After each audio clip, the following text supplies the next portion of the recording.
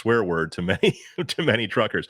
But so when any truck that has functioning after treatment, they're going to have the DOC and the DPF. And the main working component of that is the DPF, or the diesel particulate filter. And what that does is catches all of the soot and ash, and we'll talk more about that in a second, that comes off of the as you burn the diesel fuel.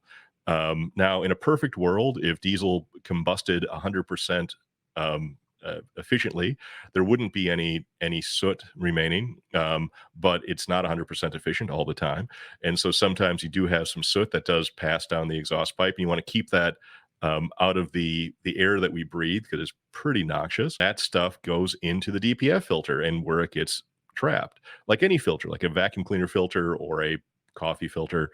The stuff you don't want to get into into the air or into what you drink is caught in the filter.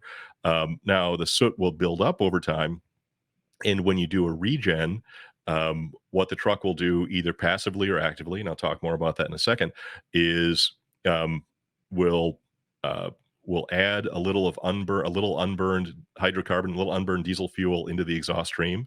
That passes down and then tickles the DOC, the diesel oxidation catalyst. That has several precious metals in it, which are, write these down: platinum, palladium, and rhodium.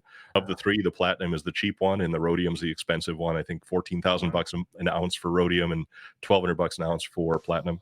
But when the hot exhaust comes off the engine mixed in with this unburned hydrocarbon, and it hits that DOC, it increases the temperature from whatever the exhaust temp is, which is usually 700 or 800 degrees plus or minus off of the engine, and it will ramp it up to about 1100 degrees Fahrenheit. And just like when you Wow. clean your oven, you crank it up to 500 600 degrees. That heat goes in there and burns up the soot.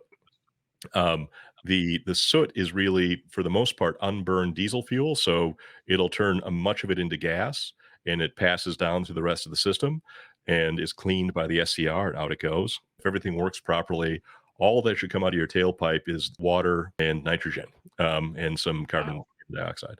But so Wow. that's what the regen is. Now, Clinton's truck does passively regen because that's just going to happen while you're driving.